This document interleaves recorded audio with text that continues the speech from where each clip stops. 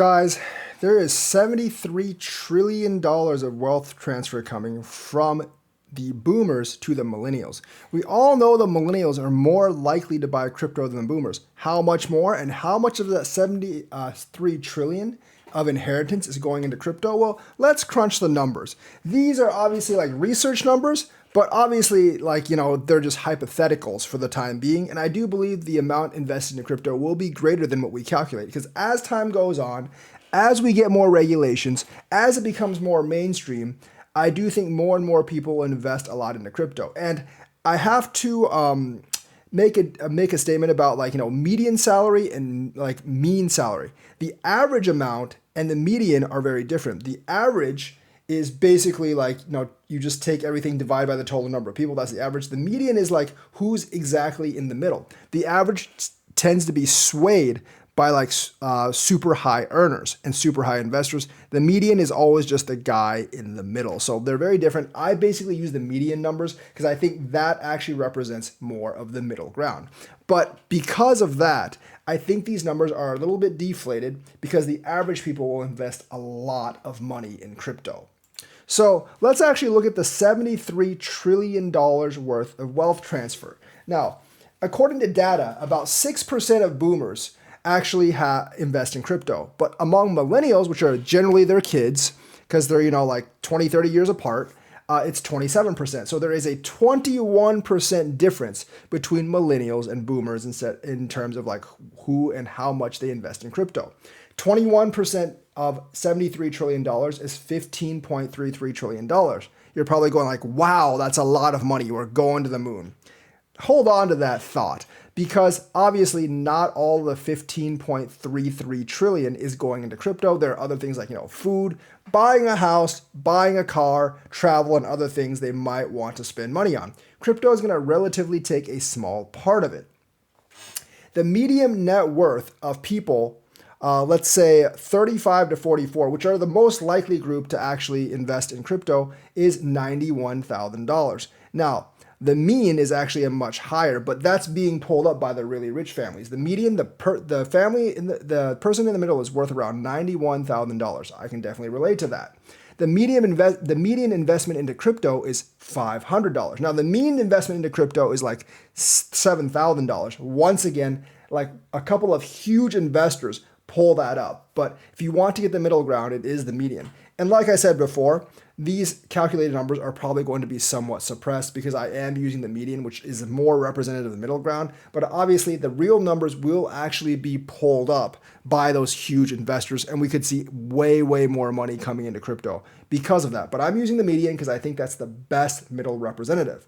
So 500 divided by 91,000, that's a very small percentage of the inheritance of the 15.33 trillion difference that's actually coming into crypto. And when you multiply 500 over 91,300 times 15.33 trillion, you get a net of $83.95 billion. That's the proportion of the $73 trillion inheritance that could possibly come into crypto, based on the difference between millennial investors and boomer investors, and based also on the median net worth of a family versus the median net worth investment in crypto.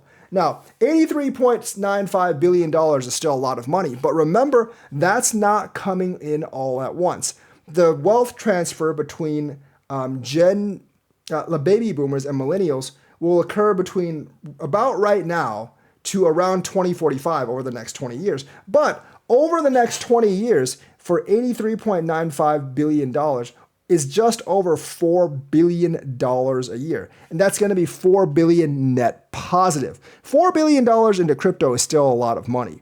If you buy it all at once, that would boost crypto way, way up. I know you guys don't think that's a lot of money, some of you looking at market cap, but remember, it doesn't take $1 of money to make $1 of market cap. Market cap is just like the current price times the supply. If a couple $1 billion overall comes into Bitcoin over a very short amount of time, it's going to pump like crazy. So a 4 billion net inflow a year from the retail segment, which is basically from the inheritance stuff, is actually significant money to flow to actually pump Bitcoin. How much? I'm not really sure.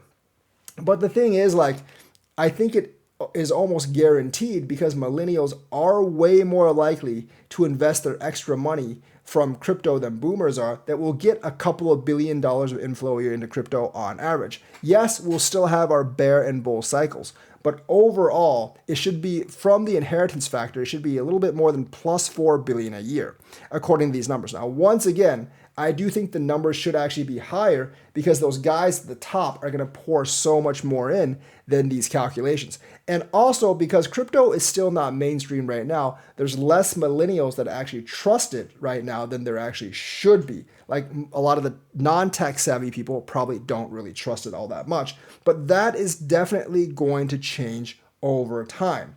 Over the next 20 years, I believe even a greater proportion of millennials than 27% these are numbers for the United States only. We're not talking about the rest of the world because I only have numbers for the United States. If you include Europe and stuff, these numbers might be, added up to be 10 billion or greater, definitely. So just from the US alone, with these crappy regulations we have now, we have about $4 billion a year, which is enough to pump up crypto significantly from its current place. And like I said, I do think the acceptance of adoption is going to be more and more commonplace as we go on in the years. I expect the percentage of millennials to be invested in crypto to be closer to 50% by the end of 2040 or whatever. I don't expect everyone to be invested in crypto because not everyone is invested in the stock market right now. I kind of expect that to be even for the people invested in crypto and the people invested in the stock market as that market actually matures. And in 20 years, I do believe is enough time for this particular market to actually mature. So in 20 years time, I expect maybe millennials to have 50% adoption, which means like you would actually get an extra $8 to $10 billion per $8 to $10 billion per year, especially towards the end of that time, maybe even more. Just based on this flow. And remember, once again, it's only for the United States. If you add Europe and Asia, it could be several times more. You could actually be getting, tens of billions of dollars a year of inflow into crypto. And that's without the major pumps and without the major bull runs. I think there is going to be overwhelming pressure as the wealth transfer happens from boomers to millennials for crypto to actually go up because millennials are so much more likely to buy Bitcoin. And once again, just data from the United States does not include the rest of the world, where I think there are going to be certain countries that are very, very open to crypto. I think Europeans, for instance, are going to be more interested in adopting crypto because there are regulations over there and because it's just a friendlier environment for crypto over there. I think some of the Southeast Asian countries, I think people are going to be hopping onto crypto and Latin American countries, because their own currency isn't really that stable. And regardless of what the IMF or the BIS or anything says, or any of them say, people are looking for a more dependable currency. And crypto, even right now, with the offshoot and regulations, is more dependable than some countries' currency. And I think that will definitely continue into the future. So regardless of what the big world organizations say, they won't be able to stop people from putting their money into crypto. And as the younger generation all over the world takes over that wealth, they're going to be much, much more interested and much, much more likely to invest in this cryptocurrency than the people before them.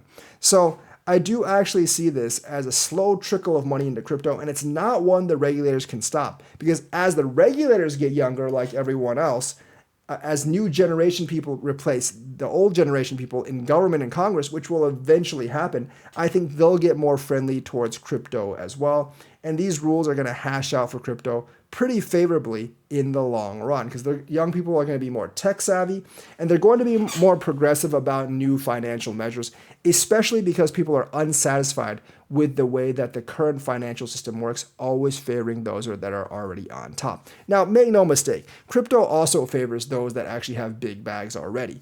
But the thing is, it's a fairly new market, and people are there are going to be people that want a way out of the current system. And I do think this is going to get more and more popular among younger people. So just based on these numbers, for the United States alone, it's $4 billion per year net inflow for crypto.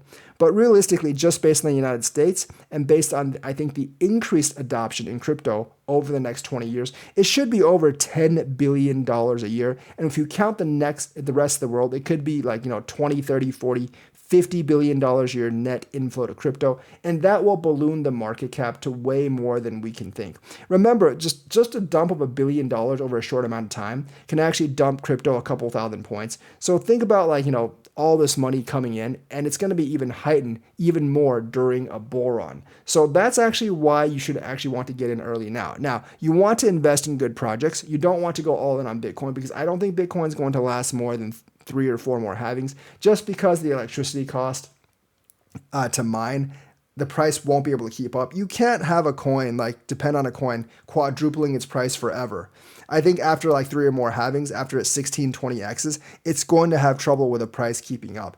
And, the halving cycle and the mining cycle isn't really going to be too kind to it at all. Because realistically, Bitcoin was never made for mass transactions. The network can't actually handle that. And it works off of the fees on that after most things or all things are actually mined. So I don't think it can last in perpetuity, but a lot of the later coins are actually designed better and actually can run more efficiently. And those are the coins that are going to be on top, in 15, 20 years. I still think Bitcoin's going to be number one for the next 10 years or so. But after that, it's going to be hard to tell. But the $73 trillion in wealth transfer, that will play well for all of crypto together. And I do think there's really no stopping this right now, unless you can somehow change millennials' minds to not invest in crypto. And the government has been not very successful in doing that. So those are the numbers that I've researched. Those are the best hard numbers I can come up with. I've done some speculation on because of the increased adoption for crypto, it should be greater than those numbers. And let's not forget, there's going to be some fat cats that pour a lot of money. So the overall numbers should be significantly higher than what I've actually displayed in this video. But that should just give you a good grasp of how much money should be coming into crypto. At the least, this is basically $4 billion is the worst case scenario, basically, for money coming into crypto. So that's why you should be actually in crypto right now. So that's the news for today. Let me know what you think. Like and subscribe, hit that bell notifications button. Thank you and have a nice day.